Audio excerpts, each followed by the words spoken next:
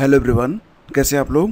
आज 24 जुलाई है और यहाँ पर शिक्षक भर्ती से संबंधित कुछ बहुत ही इम्पॉर्टेंट अपडेट निकल कर आ रही है। राज्यसभा में अतारांकित प्रश्न संख्या 369 उत्तर देने की तारीख 23 जुलाई 2025। भारत सरकार शिक्षा मंत्रालय, स्कूल शिक्षा और साक्षरता विभाग। तो आप देख पा रहे हैं कि राष्ट्रीय महत्व के शिक्षा संस्थानों में रिक्तियाँ। तो यहाँ पर क्या शिक्षा मंत्री ये बताने का कृपा करेंगे कि केंद्रीय विद्यालय संगठन केवीएस में शिक्षकों के कितने पद रिक्त हैं, नवोदय विद्यालय समिति एनवीएस में शिक्षकों के कितने पद रिक्त हैं, राष्ट्रीय शैक्षिक अनुसंधान और प्रशिक्षण परिषद एनसीईआरटी के समूह क के कितने शैक्षणिक पद रिक्त हैं, राष्ट्रीय अध्यापक शिक्षा परिषद एनसीटी में कितनी रिक्तियां हैं और इन संस्थानों में गैर शैक्षणिक कर्मचारियों के लिए रिक्तियों की दर क्या है। तो देखो, ये जो प्रश्न पूछे गए थे तो इनका जो है ना उत्तर आया है और उत्तर जो है शिक्षा मंत्रालय में राज्य मंत्री जयंत चौधरी ने दिया है। क से ख कहा गया कि केंद्रीय विद्यालय संगठन यानी कि केवीएस और एनवीएस में शिक्षकों के पदों में रिक्तियां विभिन्न कारणों से, जैसे नए केंद्रीय विद्यालयों और नवोदय विद्यालयों का खुलने, सेवानिवृत्ति, त्यागपत्र, पदोन्नति, स्थानांतरण, कर्मचारियों का अन्य विभागों में जाने और विद्यालयों के उन्नयन आदि से उत्पन्न होती है। आज की स्थिति के अनुसार देश भर में केवीएस में शिक्षकों के कुल 7,765 पद और एनवीएस में 4,323 पद रिक्त पड़े हैं। तो क्लियर हो रहा है आपका कि केवीएस में कुल मिला के 7,765 और नवोदय विद्यालय समिति में कुल 4,323 पद शिक्षकों के रिक्त हैं। दोनों को जोड़ के देखा जाए तो ये संख्या काफ़ी बढ़ी जा रही है और यहाँ पर लगभग 12,000 के आसपास पद दोनों को जोड़ के देखेंगे तो लगभग खाली हैं। इन रिक्तियों को भरना एक सतत प्रक्रिया है और संबंधित भर्ती नियमों के अनुसार आवश्यक कदम उठाए जाते हैं।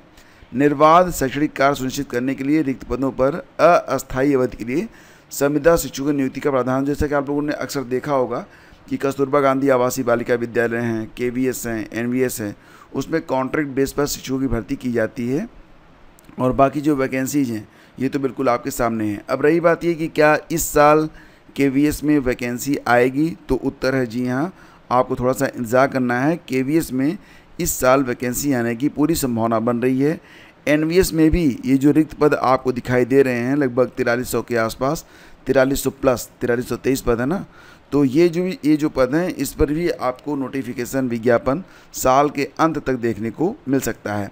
तो दोस्तों, ये एक महत्वपूर्ण खबर है जिनके लिए मतलब वो अभ्यर्थी जो जानना चाहते थे कि क्या केवीएस और एनवीएस में इस साल शिक्षक भर्ती आएगी, तो डेफिनेटली यहाँ पर जो है श्री अजय माकन जी के द्वारा यह सवाल जो उठाया गया और इसके बाद जो उत्तर आया है राज्यसभा से, उसके मुताबिक पद भी हैं और इस साल बिल्कुल दस्तूर भी है केवीएस का कि वो अल्टरनेट ईयर वैकेंसी जारी करता है। तो बिल्कुल संभावना बन रही कि इस साल जो है केवीएस में कुल मिला के लगभग यहाँ पर जो देख पा रहे हैं आप कि 7,765 पदों पर विज्ञापन जारी हो सकता है। दोस्तों, आगे बढ़ते हैं, चलते हैं अगली खबर पे। तो एक खबर यहाँ पर ये भी निकल के आ रही है, बहुत सारे लोग जो आवेदन कर रहे हैं ईसीसी एजुकेटर के तौर पर। तो ईसीसी एजुकेटर में यहाँ पर आप देखेंगे तो गाजीपुर से एक नोटिस 29 तारीख को आई थी और इसमें यह बताया गया है कि पदों की जो संख्या है, यानी कि जिस ज़िले में जितने पद हैं उसके 3 गुना अभ्यर्थियों को ही साक्षात्कार के लिए बुलाया जाएगा, डीवी के लिए बुलाया जाएगा। जैसे मान लेते हैं कि किसी जनपद में 200 पद हैं, आवेदन जो हैं वो 3,000 हो जाते हैं, तो 3,000 लोगों को नहीं बुलाया जाएगा। यहाँ पर 200 का 3 गुना यानी कि मात्र 600 लोगों को ही कॉल जाएगी। बाकी लोगों को शायद पता भी ना चले, 27 लोगों को, जो 3,000 आवेदक हैं उनमें 27 लोगों को शायद पता भी ना चले कि उनकी डीवी हुई कि नहीं हुई, उनका फॉर्म एक्सेप्ट हुआ कि ना हुआ।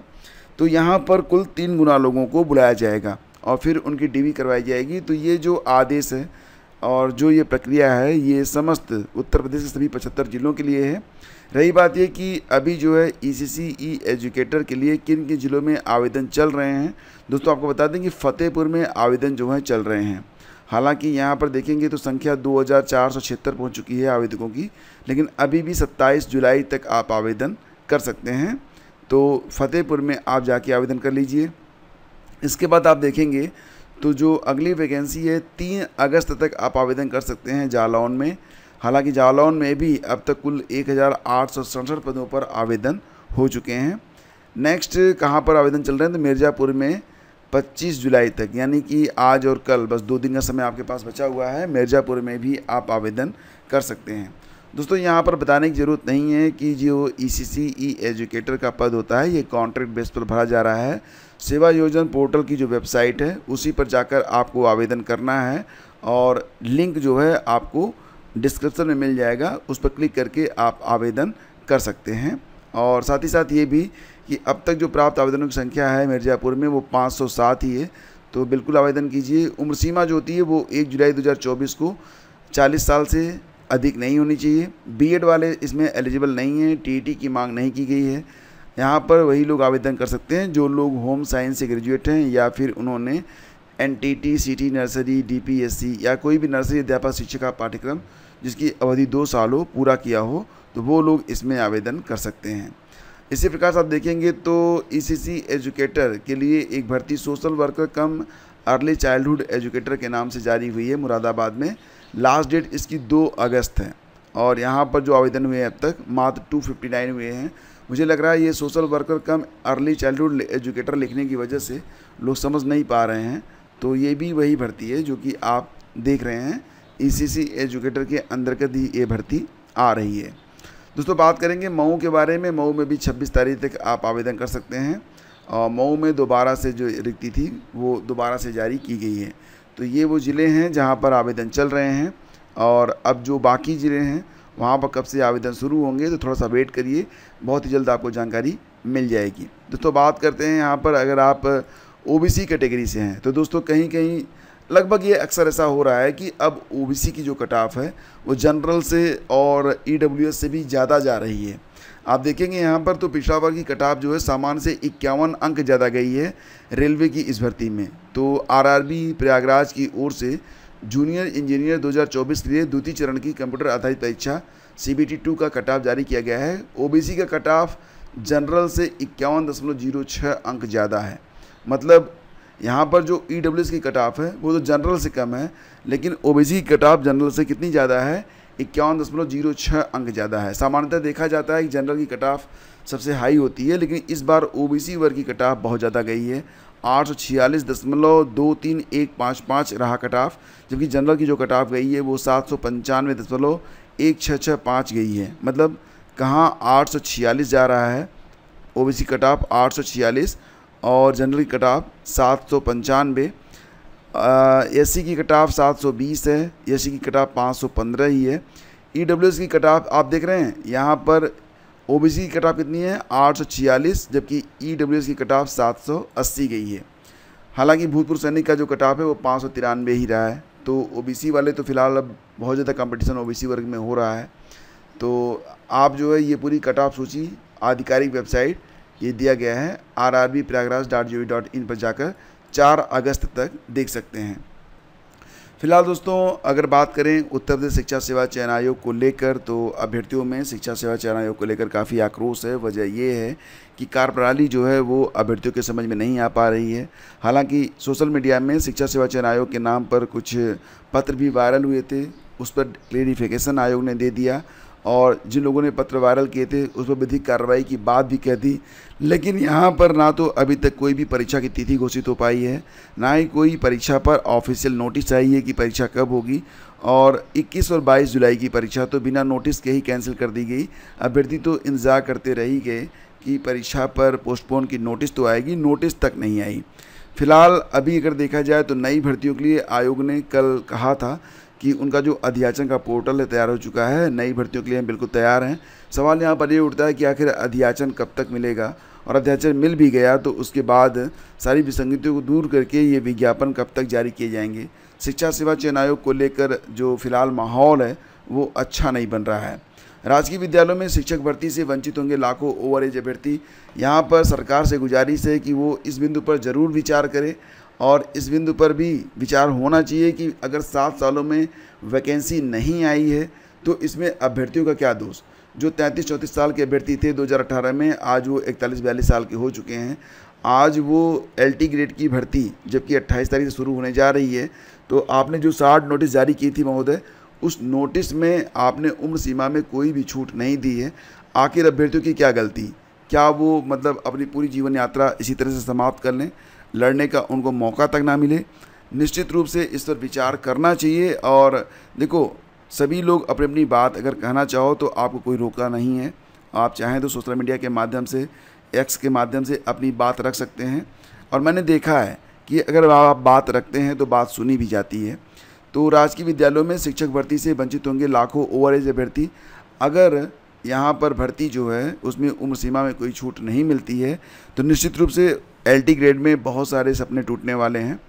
लेकिन एक बार बताएं आपको, देखो 2013 में एक भर्ती आई थी, 29,334 विज्ञान गणित शिक्षकों की भर्ती आई थी। उसमें क्या हुआ था कि भर्ती में लगभग 1700 पद जो थे, हालांकि पद तो बहुत सारे खाली रह गए थे, लेकिन उसके बावजूद हुआ ये था कि बहुत सारे अभ्यर्थी जो थे ना वो कोर्ट चले गए थे। और कोर्ट जाने के बाद उनको जो है फ़ायदा भी हुआ, यानी कि उन्होंने अगर अपनी बात रखी, 12 साल तक लड़े कानूनी लड़ाई, और अब वो शिक्षक भी बनेंगे। जुलाई 2013 में ये भर्ती आई थी। और आपको बता दें, यहाँ पर सर्वोच्च न्यायालय ने 29 जनवरी को बेसिक शिक्षा विभाग के अफसरों को आदेश दिया था कि इस भर्ती में चयनित न्यूनतम कटाव से अधिक अंक पाने वाले उन सभी अभ्यर्थियों की नियुक्ति की जाए जिन्होंने 31 दिसंबर 2019 के पूर्व में याचिकाएं दाखिल की थी। यानी कि सिर्फ याचियों को ही ये लाभ मिल रहा है, जो याची हैं उनको तो जॉब मिल जाएगी अगर वो कटाव के ऊपर हैं। मतलब ये कि बिना आवाज़ उठाए तो आपको आपका हक भी नहीं मिलता है। तो अगर आप एलिजिबल हैं तो अपने हक के लिए आप लड़ना सीखिए, अदरवाइज आपको कुछ प्राप्त नहीं होने वाला है। यहाँ पर बहुत सारे एस्पिरेंट जो ये सोच रहे थे कि अगर कोर्ट का आदेश आएगा तो सभी के लिए आएगा, और वो याची बनने से रह गए, याची नहीं बने, उनको तो यहाँ पर नुकसान हो गया ना, उनकी तो नौकरी नहीं मिली।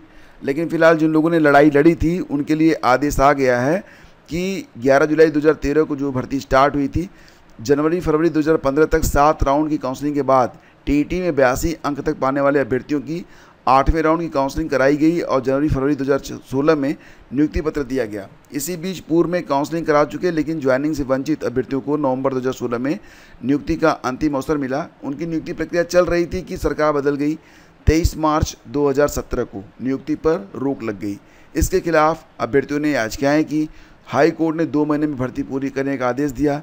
खिलाफ सरकार हाई कोर्ट में स्पेशल अपील और पुनर्विचार याचिकाएं दायर की, दोनों जो है खारिज हो गई। इसके बावजूद भर्ती न होने पर अभ्यर्थियों ने अवमानना याचिका दाखिल कर दी। इस पर सरकार ने मई 2019 में सुप्रीम कोर्ट में स्पेशल अपील की थी। और अब आदेश क्या आया है कि परिषदीय उच्च प्राथमिक स्कूलों में विज्ञान और गणित विषय के 29,334 सहायक अध्यापक भर्ती में रिक्त 1700 से अधिक पदों पर चयन के लिए हाई कोर्ट से लेकर सुप्रीम कोर्ट तक कानूनी लड़ाई लड़ने वाले बेरोजगारों की नियुक्ति जल्द होगी। तो फिलहाल जिन लोगों ने लड़ाई लड़ी है उन लोगों को इसका फल भी मिलने जा रहा है। इसलिए मैं आप लोगों से कहता हूं कि अगर आप जेन्युइन रूप से सही हो ना तो अपनी बात को रखना सीखो। और सबसे बड़ी बात कि अब आयोग कब तक परीक्षा की तिथि घोषित करेगा डिपेंड करता है आयोग पर। LT ग्रेड में फ़िलहाल जो ओवर एज हो चुके हैं उनके मन में निराशा का भाव है, लेकिन फ़िलहाल अभी आगे आप आवाज़ उठाएंगे तो कुछ भी हो सकता है। और मुझे लगता है सरकार इस पर संज्ञान जरूर लेगी, क्योंकि सरकार को भी पता है कि वैकेंसी जो है काफ़ी समय के बाद आई है। फिलहाल देखते हैं आगे क्या होता है। और लेखपाल भर्ती में 114 और अभ्यर्थियों का चयन हुआ है। तो कोर्ट के आदेश पर 114 अभ्यर्थी और चयनित हुए हैं। तो सुप्रीम कोर्ट के आदेश पर जारी हुआ रिजल्ट पहले से चयनित अभ्यर्थियों पर कोई असर नहीं होगा। लेकिन यहाँ पर क्या मामला था कि याचिकाकर्ता अभ्यर्थियों को संशोधित उत्तर कुंजी के आधार पर अंक देने और पूर्व निर्धारित श्रेणीवार कट ऑफ अंकों के अनुसार उनकी पुनः समीक्षा करने की बात कही गई। आयोग ने इस आदेश का अनुपालन करते हुए याचिकाकर्ताओं में से 114 अभ्यर्थियों को चयनित करने का निर्णय बुधवार को लिया। आप देख रहे हैं यहाँ पर भी याचियों को ही फ़ायदा मिल रहा है।